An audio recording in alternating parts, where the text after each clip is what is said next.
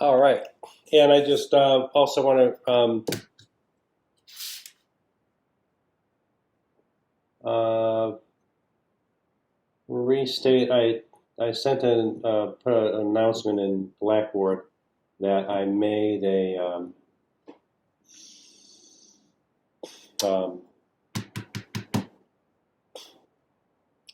posted still images of some of these drawings from the video last week and put them in the assignment section with this assignment. So those might be helpful to see. Okay, so the 1-point drawing. All right, so we're looking straight down here. If the wall is a little bit wider here, you can see that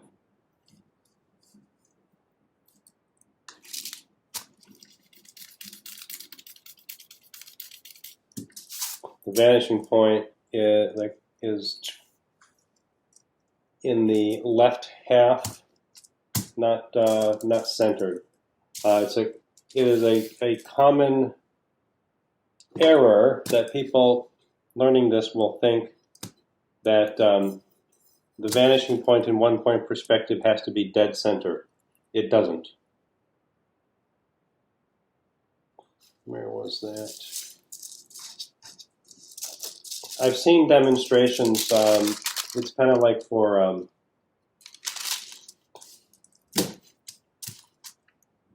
it seems more like it's for high school students, where someone will take a different class. Well, anyway, they'll like take a room, like a rectangle, or even like a square, and just say that you like find the middle, and then you just like go out, which will work if that's the right height for the eye level. And then what happens if somebody's over here? You can't just do that. So that's a very limited and limiting way to create 1-point perspective, is to just make a big X.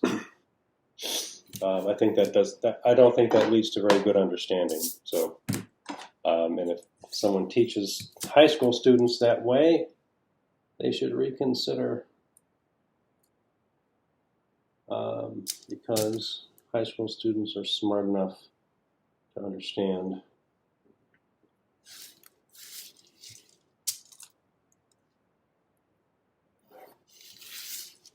Okay, so there I can see that my corner is actually like down here. That's good, that's close enough. All right. All right, so I might need those marks, the 1 foot increments across the base of the wall. We will see. I really want you to know that bit about the heights. All right, so this chair, let's just warm us back up. Now, I'm drawing kind of a generic chair right here, and if I have to, so here I'm just going to come up. I got that shape that's straight across. And here you might want to, try to be accurate. Be careful taking like a scale or something like that and trying to line it up and do that, because if you don't have this sitting truly parallel to the horizon line or the bottom edge of the wall, if you have it at a slight diagonal, it's not going to line up. So I think it can be helpful to just draw it. When you're drawing a straight freehand line, hold the pencil or the lead holder firmly. I rest the side of my hand on the paper, and I just lock this, my fingers are tight and not moving, my wrist is not moving, and then I just move my arm. And I find that it's helpful. Sometimes I'll have my pencil up more, and my knuckle on my pinky is what's touching the paper. But it's, everybody wants to get it right, and that's a good impulse. But I, feeling like you can't do it freehand, I think, is a mistake. And if you haven't tried, you certainly don't know whether or not you can do it freehand. So here, if I put the scale, if I put the scale here, I'm covering a bunch of the chair, and I can't really see if it's parallel. If I use the bottom edge of the scale, I have a better idea of whether or not this is parallel. So you can use the scale. I don't want to say you can't, but I want you to be careful of some mistakes that can occur very easily if you're not doing this carefully. So straight up here, I'll just draw this. No, it goes from here up, here, here, there. Yep, it is like you can see this is like right at the base of the wall. It's like kind of lines up with it, even though this is not back there, it's closer to you. Good. And I think I would like do this in a way that like you don't let this edge line up perfectly with that, because it can be a really kind of like, it can look weird. Like the viewer knows the chair is closer, but for some reason these lines look like they're in the same spot, or like like the same depth. So be careful. Sometimes I'll make this a little heavier in terms of line weight, so there's a distinction. Fortunately, in this case, the table is there, so you don't miss it. But if this one, like, you don't just use the same edge, because then it looks like the back edge of the chair might be stuck to that. Avoid weird things. Also, I just drew this line here. The length of this line is not necessarily the back edge of the chair, but I do sometimes see students assuming like, oh, I drew this line, well then this one just goes like to here. It might or might not be accurate to the vanishing point. That's actually not accurate to the vanishing point. Should be a little bit longer. What you should do for the length of this line, draw this longer, then from this corner, draw to the vanishing point, and then the intersection, that's the length of this here. All right, and the height of this chair, let's say like from the front here. So if I just draw this up,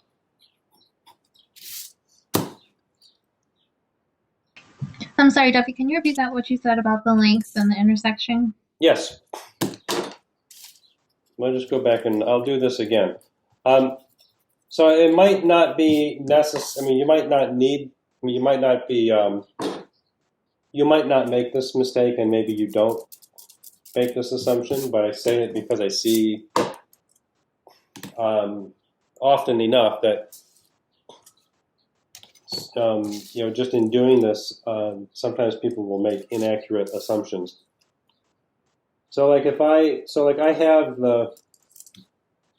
establish that front plane of the chair that's going here, what I really should do is like, if I draw this up from the back corner and I assume that I just drew that line, so that must be right.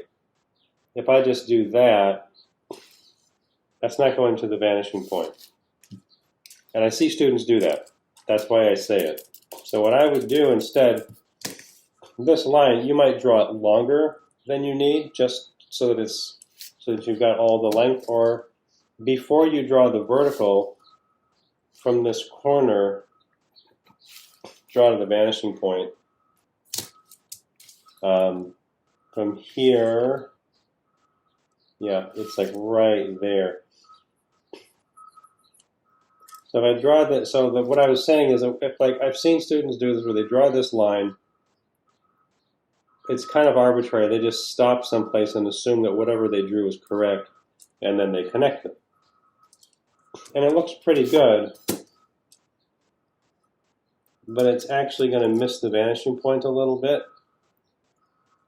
And it's pretty close, and it might not bother the eye.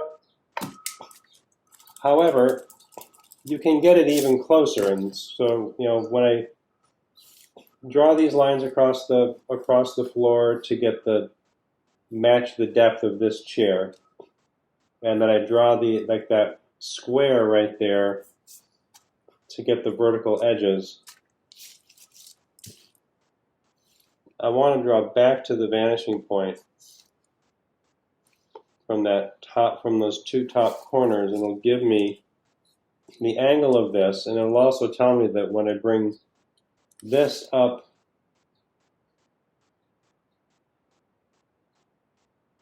make sure this is actually straight. I bring this up and it meets this, it intersects the orthogonal or that diagonal that recedes to the vanishing point. It goes up and then over, and then it intersects that orthogonal there. Is that clearer? Yes, thank you. Good. All right, and I don't mean to say you're going to do it, but I've seen it many times. So, and it's kind of normal that you make an inaccurate. I've done that many times learning something. I don't have all the information. I make an inaccurate assumption about what should happen, and then I'm wrong. Then I find out later. So that there, good.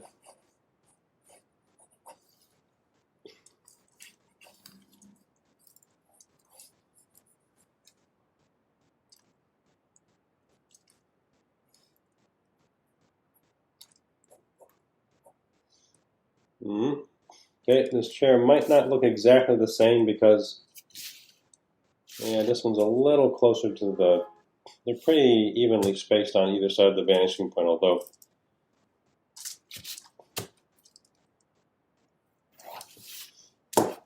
it's a little closer. I guess I would see a little bit less of the back of this chair, but not much. So I want to, I'm going to leave this one.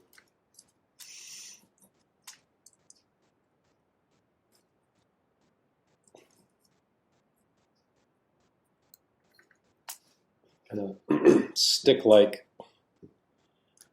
and maybe someone can someone can give me like a chair to draw here that's from a specific design. So somebody, if you think of something, tell me. All right.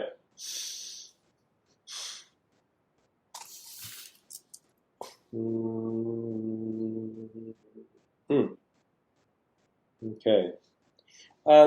Let's try. I want to try putting a window. Now, my drawings often end up looking kind of like a collage of different people's ideas because I usually try to draw to show you what you might be doing in your drawing, and since there are several of you, that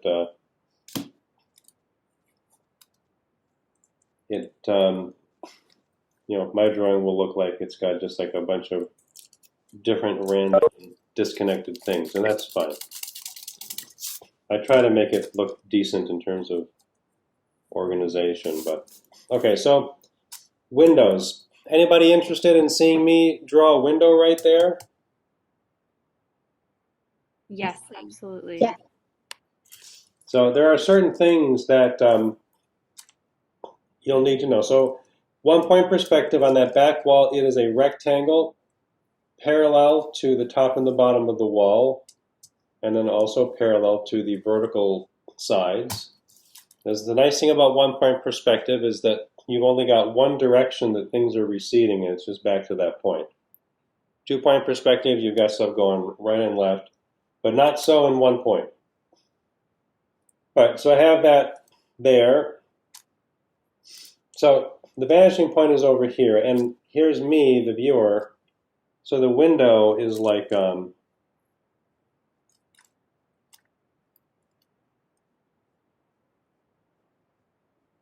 here. All right, and if we were projecting this, we would be able to project the thickness of the wall, so we would know where there's an edge for you, so you can see the side of that. In this case, we're going to estimate that. But looking straight ahead here, I can't see the thickness of the wall on the inside here because it's, that's all, it's receding that way. But I could see the thickness of the wall here, here, and here. The way you would, you can check that is that similar to any other kind of rectangle where you draw to the vanishing point, this is a cavity in the wall, or it's, it's like the wall is pierced there. If I draw back to the vanishing point from the corners,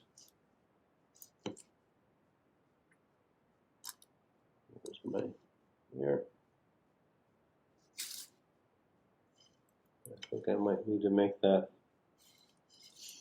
sharper right up there. I can't see that. Well, I might just measure something here.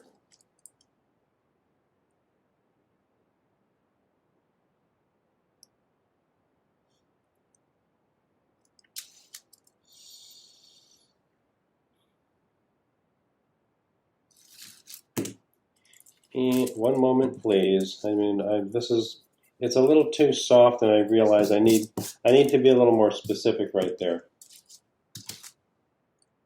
So this window will be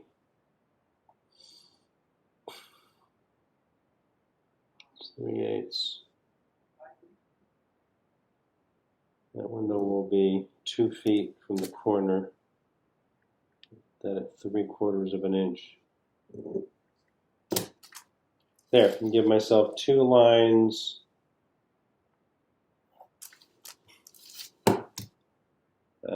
That's close-ish. I guess I'm on the wrong side of this one. This is why you keep your pencil sharp. Or your lead in the lead holder.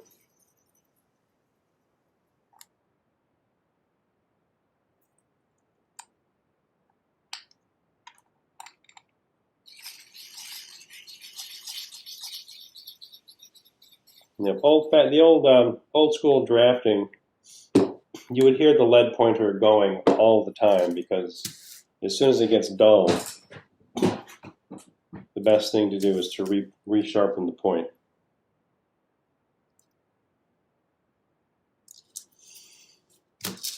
All right.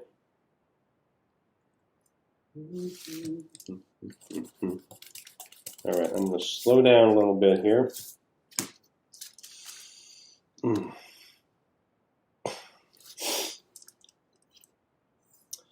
are you 3/8?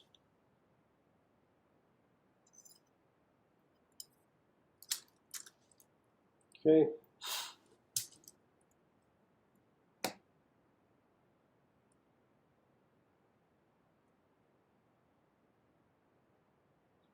Ooh. 24. 7.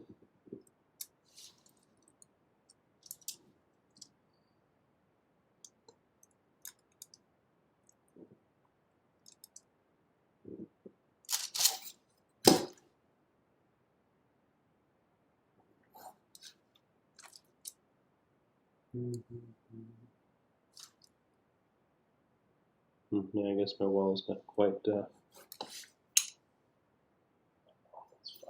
fine. View.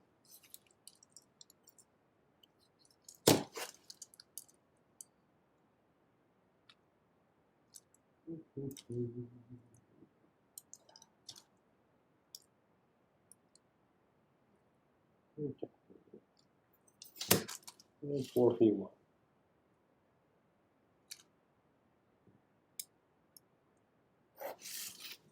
All right.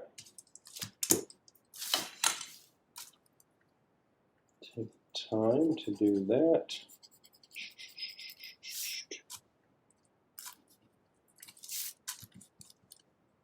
Bring it up a little bit. There we go. There's a nice sharp looking window. And so I did that because I could see that if this line is too soft and fat up there, I can't see the depth. It's not going to be a lot. It's not like I'm, the wall is only so thick. And so, all right. It's a little bit light. So can you see these edges for the corners that I've drawn to the vanishing point here? Yep. Great. So I'm going to just decide, I'm going to approximate the depth that I would see right here. And, there's going to be variation from building to building, from house to house, like, how much depth would you see there?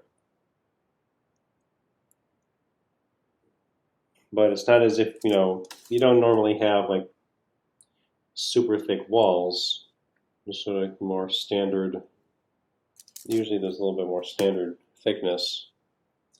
There. Did that make sense what I just did?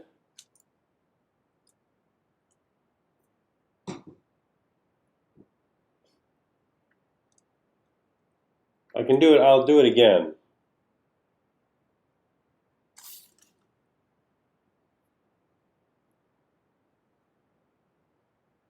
Yeah, can you do it again, please? Yeah, please. Absolutely. All right, so let me try on I'll try on a separate sheet and do just like a,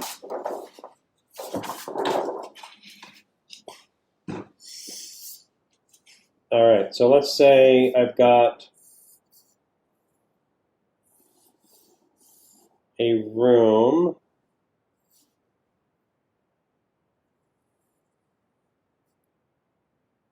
One point perspective.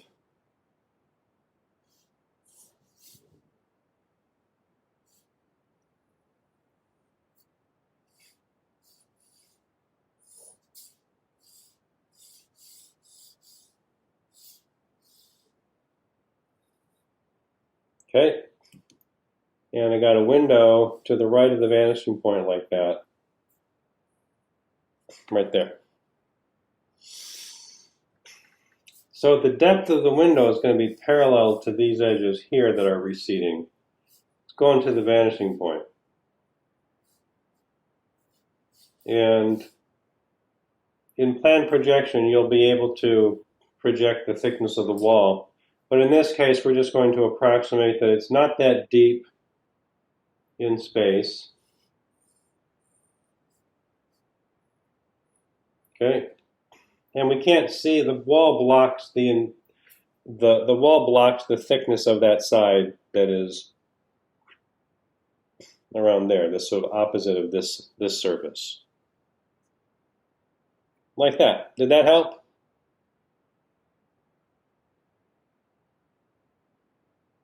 Maybe. And if you've got like a modern, really like any, the photograph, the reference imagery that you're working from has got these like really simple, just like simple openings of windows and just like a glass set inside like that. No window treatments. So like somewhere in the center would be this like line to show where the glass sits in that opening. If there is a wall, let's say if there's a window here, and draw over to the wall. There, so if it's the same height, I'll just go straight across the wall to the corner. Then when I hit that corner, I can't just keep drawing the same height because here this is coming closer and getting bigger. So from the top and the bottom, where that aligns, you draw from the vanishing point. And then you get maybe try to like draw that not quite so wide, because like the distance between these two edges would seem a little smaller just because of the angle. So here,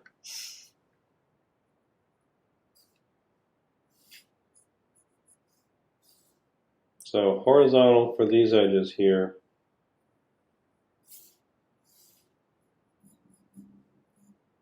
There. Does that look right to you? Yes. Good, because it is.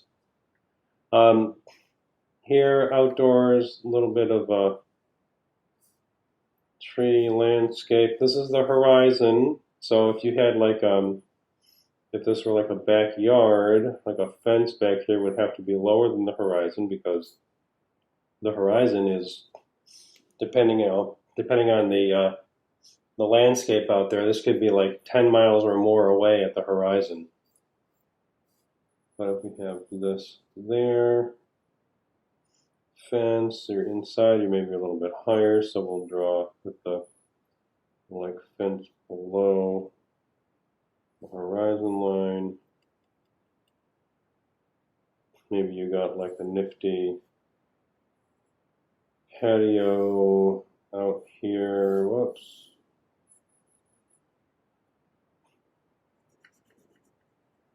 Grass.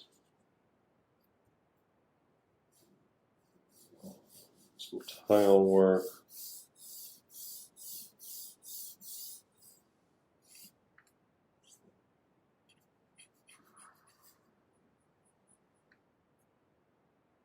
Nice, huh? If you had framing like my place, I've got, it's like where the building's almost 100 years old, so I have a little more traditional molding.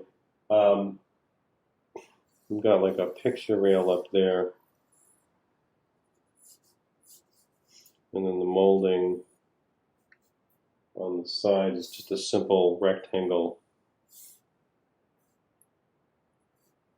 And then a sill sticks out a little bit.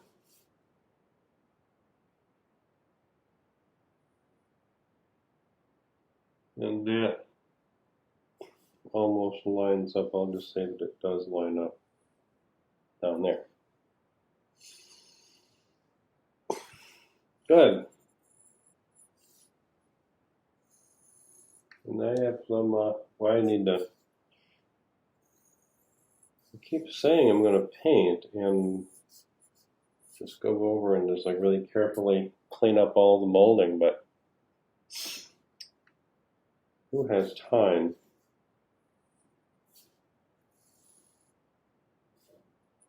And then I have to cover everything, and can't cover everything.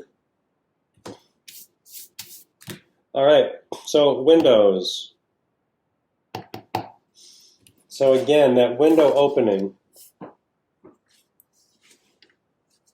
just put that there.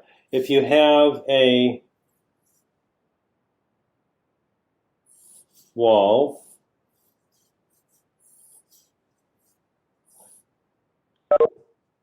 vanishing point,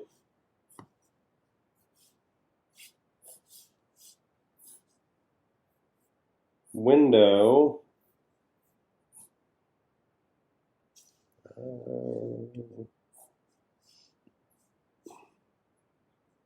okay, so here are these opposite corners that are farthest away. Really, all of them, you know, if this were like wall were made of some clear material, you would see the thickness of the entire thing right there. But the wall material blocks your ability to see that side of it. Okay. And if the window were on this side, make a little tiny window right there. It's a really sloppy looking window.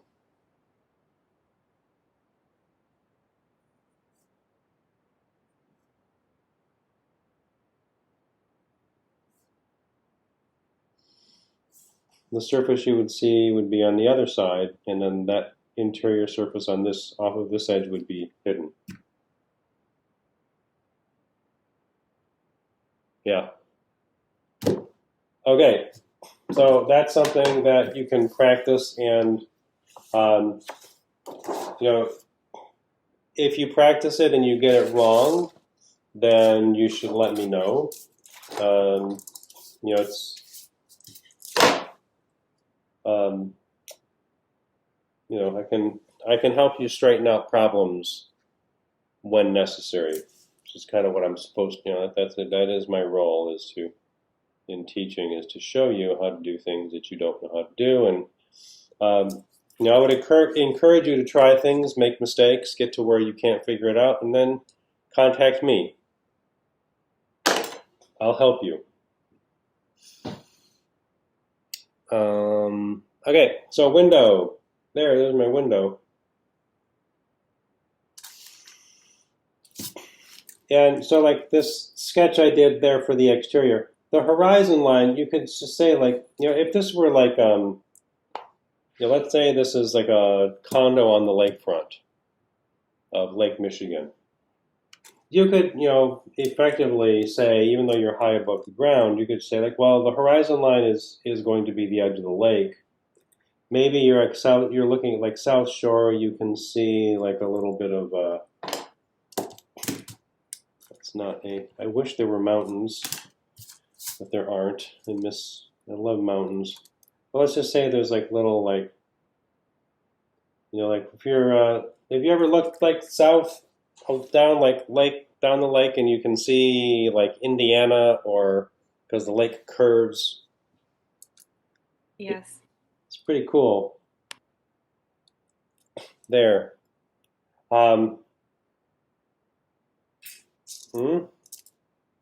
There. Now, I would not be too, throw in some clouds down there. You want to be, with exterior scenes, it's nice to show that there's something realistic out there, but it should really be an abbreviation. If we have like, you know, I might have like, there might be like some other building that my place is up higher.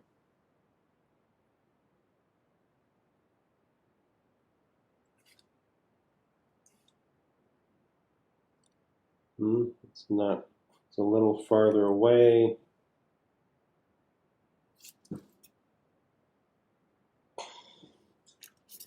And I could say,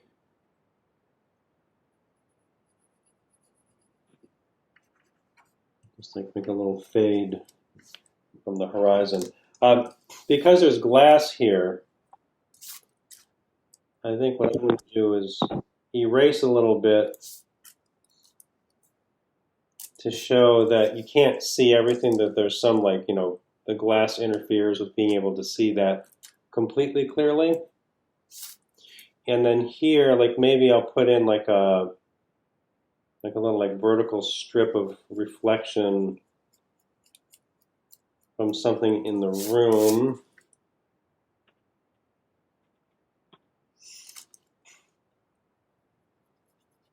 Or just like, you know, like that. I don't want to make, you know, I don't want to make this exterior look like it's like painted or drawn on the glass, which is what can happen if you get into too much detail right there. Okay? It's, I mean, you can do like, you know, I think the like diagonal streaks can represent glass, but it's a bit too, simple. So I'm going to draw a little like line here for, for the glass, just really like there. Right to that corner. Not going to get much. You know, with these windows, like you get into like trying to draw a line for the glass in such a narrow space. Just do your best. Now here I'm going to say there's like a really thin strip of like aluminum frame around it.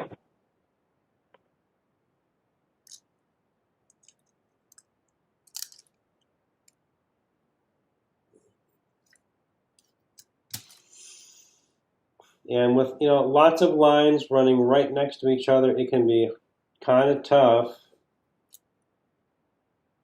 to separate one from the next, but you got to just keep your pencil sharp. As I say that, I'm drawing with a, oh no, dull pencil.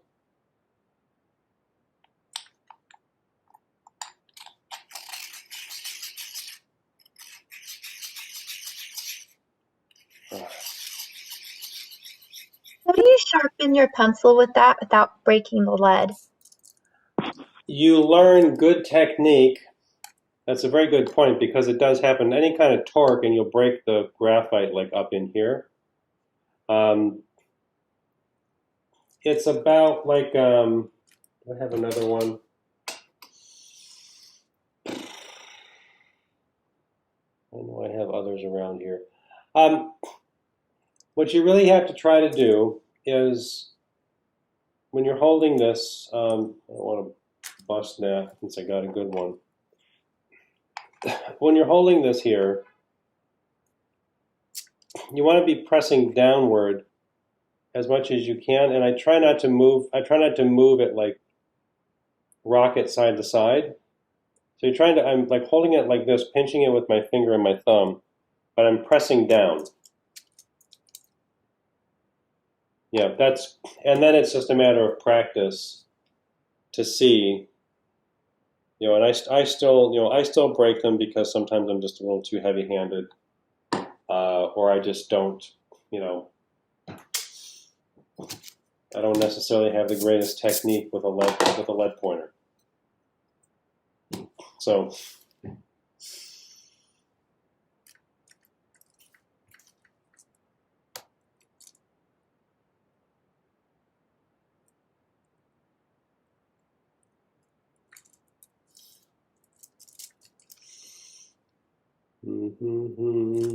So I'm going to fill in this shape here.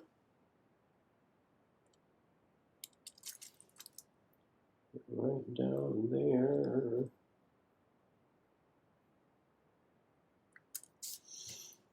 I have one more. Put that on that side. Normally I wouldn't draw on the left side being a righty, but I want to see that it's parallel and also that I've got the distance.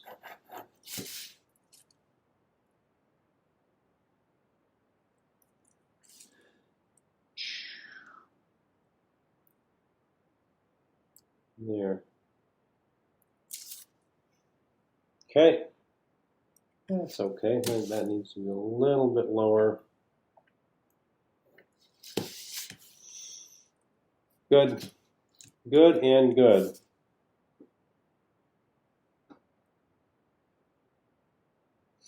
All right, does that help seeing me do that?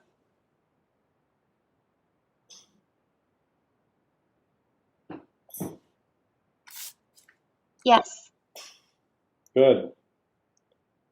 Good. And so like window treatments, I want to see you do window openings like this first before we get into, you know, window treatments. You could put like a rectangle, like for like a, you know, for horizontal blinds, you could like say there's a rectangle in here.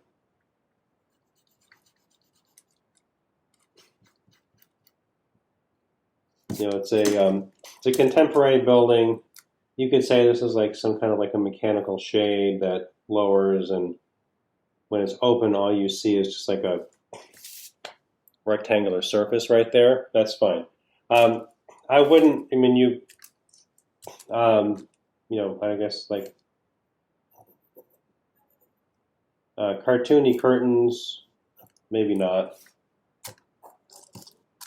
I would leave it as like a modern building with no window treatments before I would do that.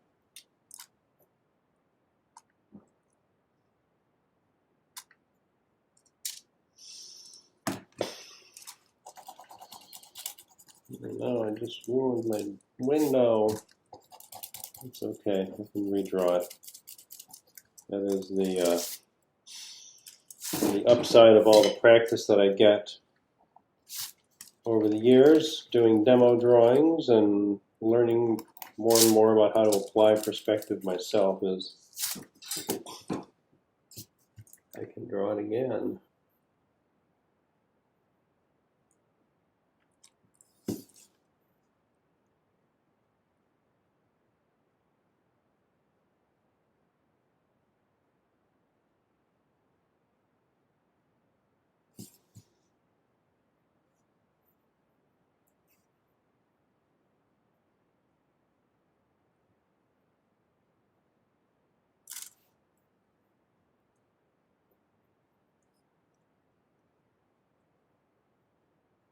There's a little bit of the park or Lakeshore Drive or something.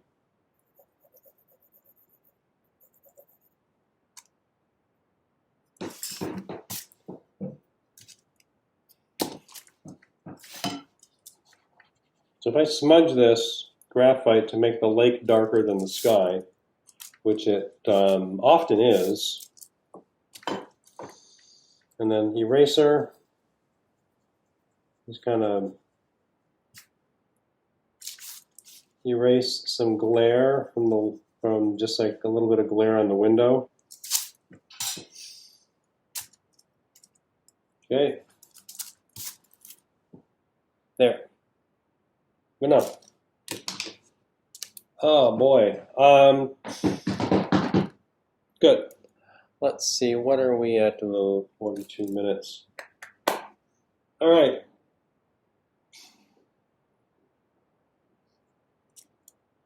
This chair. I'm gonna do a different one. Like maybe I think I will use the Marcel Breuer Seska chair or some similar type of design that has that cantilevered seat.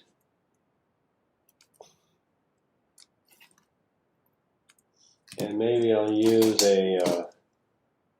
Oh boy, I put all my cups close by except for the colored pencils. Let's take red.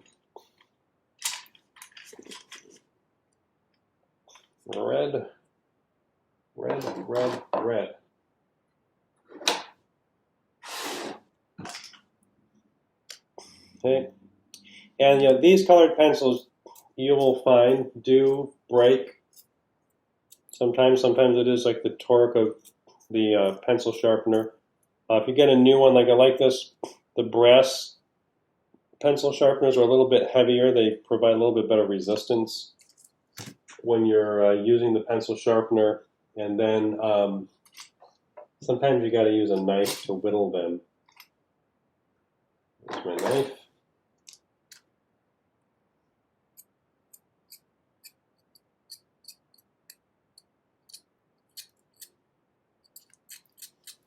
This is a good way to make sure that it doesn't break if you just, oops, sorry, you can't see that.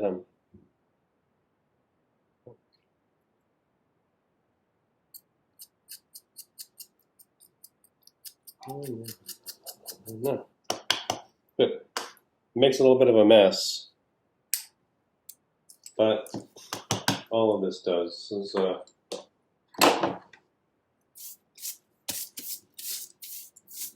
comes with the territory of working at home as we get more messes at home. All right.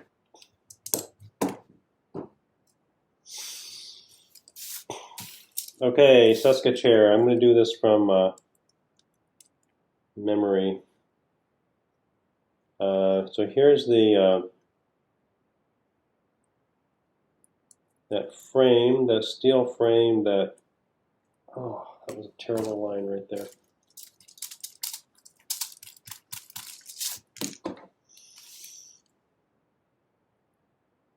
Got a pretty thin seat.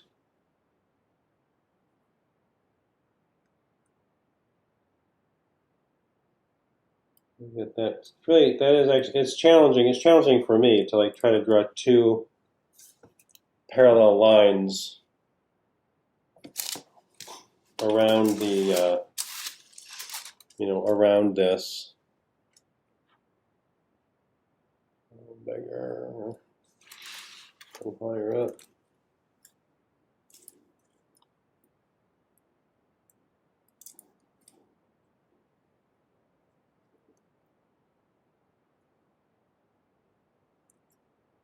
Okay.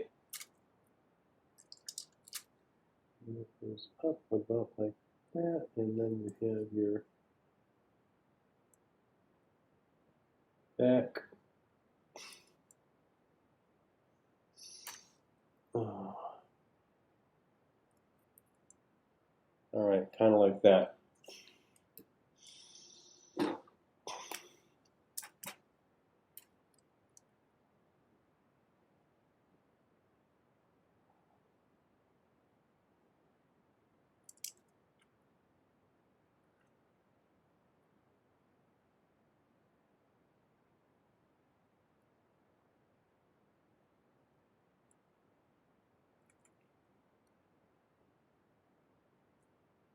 When you're inking something, what if you screw it up? Well, try not to. Sometimes if you're inking something and you think you really need to have it inked, you just have to concentrate. I remember being in that boat as a student trying to do something. I was like, I don't know if I can do that. And the word was, well, then just don't make a mistake. I'm like, okay, what if I do? Like, no, don't make a mistake. So I started trying to concentrate, and I've discovered that, that just like being really mindful was probably the best way to keep myself from making mistakes. All right. That looks all right. This is a little, maybe, I think it's more like this design of chair is actually a little taller than that, but you get the idea. These chairs sometimes have different types of upholstery, like upholstered padded seat. They often do have that caning.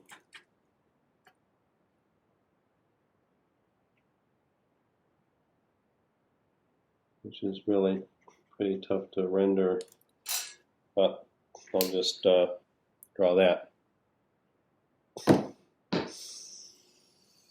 All right, good, more stuff in the 1-point drawing. Anybody want any requests for anything else I should put into the 1-point drawing?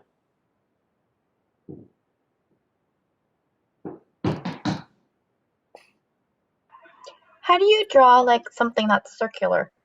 Something that's not circular. Or no, that is circular. Like I have a lampshade, Ah, and then I was thinking like, oh, I could draw a box and then try to draw circles at the top and bottom of the box, but it looks kind of weird because my lampshade is kind of close to the back wall. okay. So is it sitting on a table like this? It's like a floor lamp. Okay. So it'd be like maybe somewhere up here? Yeah. Okay, good, thank you, I will do that. So so cylinders, starting with a rectangle is a really good idea. I think I'll draw this here. So if you have I think I'll just have this like, so let's say here's our vanishing point. I'm going to start by just like, this is going to be like a shade mysteriously floating in the air right here. And I'll erase it and apply it. So if I have a rectangle,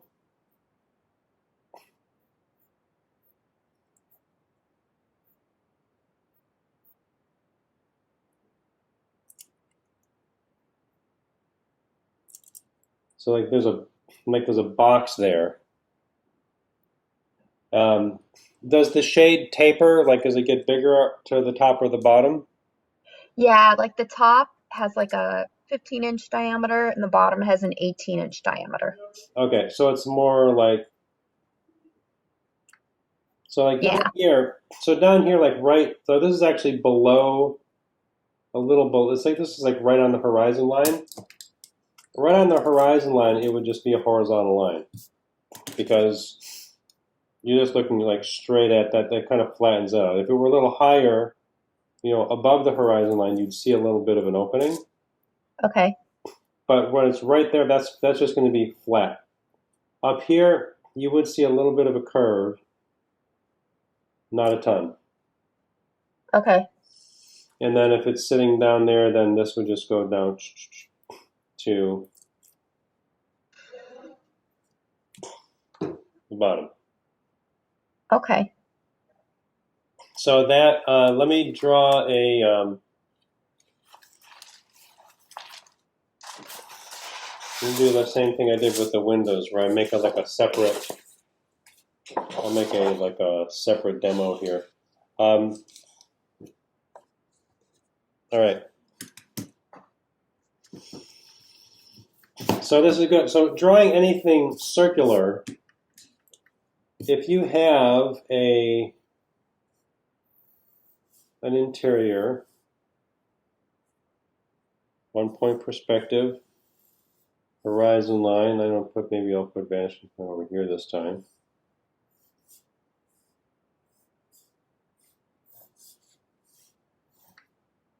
Okay. So when you see a circular object in perspective, like let's say there's a circular table sitting here, I could start similar to the way I'm starting a lot of other stuff. I'm going to estimate a square, whoops, like that. If I know my height, maybe kind of short because if it's like, like a lower, like 18-inch tall table, if I know like my height that I can run across the back wall like that,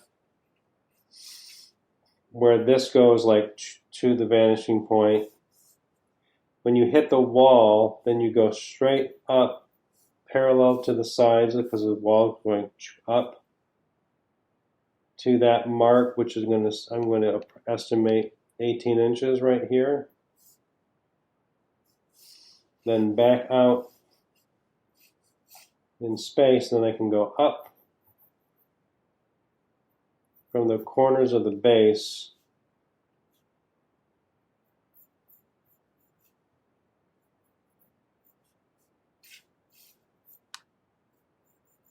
there. So there's my table approximately at that 18-inch height, a little bit away from the wall. To make this a circular table, I have a rectangular, this rectangular top, which is very helpful. If I just decide I'm going to, try to approximate the elliptical shape of the circle seen in perspective, I might be right and I might be wrong. Here, a circle, this will be a separate, this is not in the room. A circle will fit inside a square very neatly, with the sides of the edge of the circle only touching the sides of the square at the center. And what I did there is I drew a square,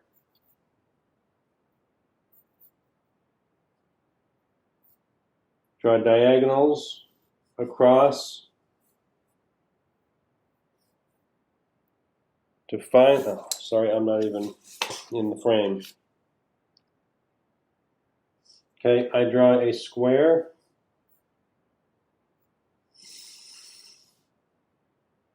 And then across here, diagonal, diagonal, where they meet, that's the middle of the square.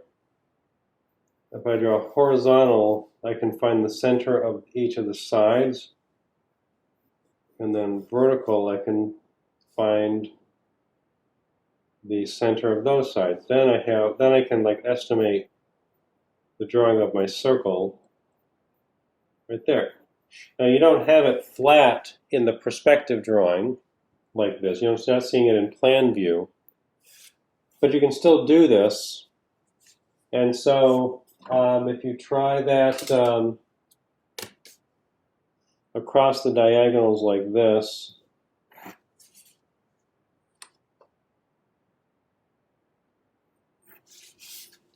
there's the middle. And you would not necessarily guess that that's the middle when it's the surface of that table is so foreshortened, but that is where the middle is. And so to find the center of these two edges, you draw from the vanishing point through that line, and it gives you that, and then horizontal, parallel to the horizon line, through that center mark.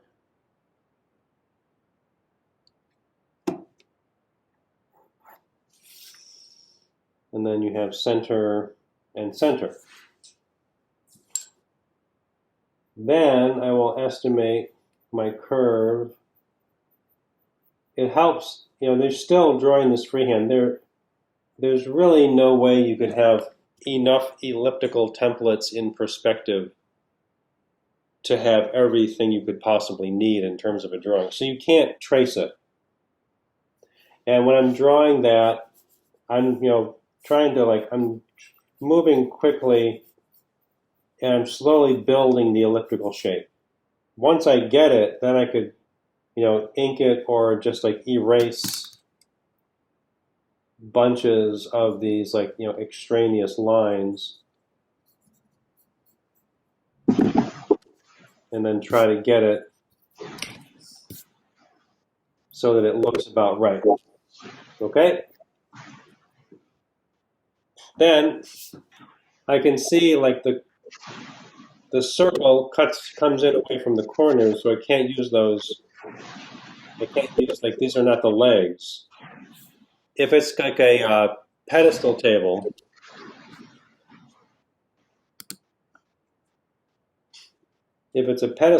I've got the center right here.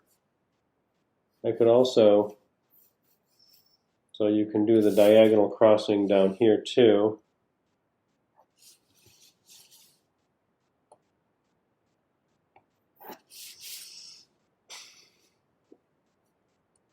Which is, well, yes, well, this is what happens when you can't, it's hard to combine freehand and straight edge, in the same object. So there, pedestal comes down, maybe there. There. So if it's a lamp, like a floor lamp, sitting here, and you know the height of it. If this is 5.5 feet, and the height of your floor lamp is 6 feet, 7 feet, maybe 6 feet, which would be just a little bit up here. If it's if it has that kind of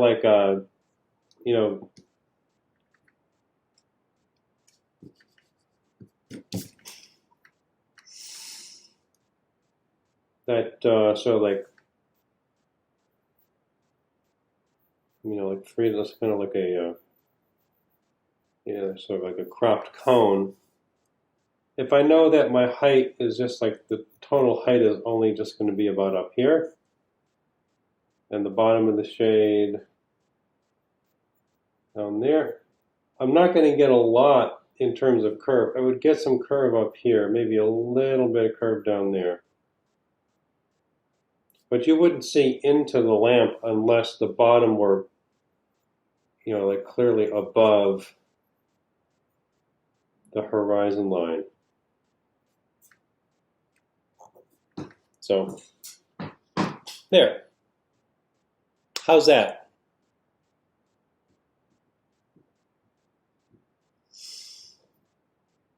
Super helpful.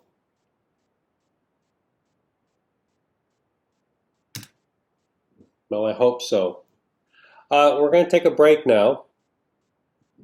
And so let's take about, I'm going to take 10 and then come back and I'll do some, start working on the 2-point drawing. How's that? Sounds good. Sounds good.